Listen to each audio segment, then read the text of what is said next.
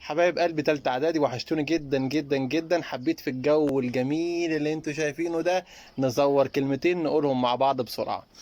بالنسبة للنتيجة والتنسيق، هتلاقي ناس كتيرة دلوقتي على اليوتيوب خاصة حصريا نتيجة الشهادة الإعدادية لمحافظة الجيزة، الحق القاهرة القليوبية، الكلام ده كله غير صحيح.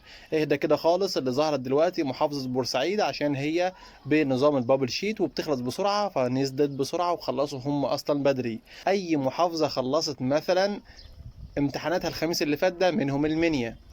التصحيح بدأ النهاردة السبت، يعني معاك سبت حد اتنين تلات أربع 5 أيام بتكون تصحيح، وبعدها 5 أيام تاني بتكون رصد ومراجعة، وبيحتاجوا يرفعوها ولا لأ، والحوارات دي كلها. أدنى مدة لظهور النتيجة بتكون 10 أيام فأزيد. يعني أي حد خلص امتحانات الخميس اللي فات القريب ده، الأسبوع الجاي ده كله تصحيح، الأسبوع اللي بعده بيكون رصد ومراجعة ورفع لو محتاجة رفع النتيجة، وتبدأ النتيجة تظهر من التلات للخميس، يعني تلات أربع خميس حد أقصى.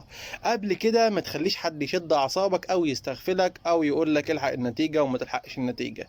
طب يا مستر، الناس اللي خلصت الخميس اللي قبله، اذا نتيجتهم هتبان اخر الاسبوع ده برضو تلات اربع خميس. اوكي، طيب بالنسبه للتنسيق يا مستر، التنسيق يا حبايبي بيظهر بعد النتيجه ما تظهر تقريبا كده اسبوعين.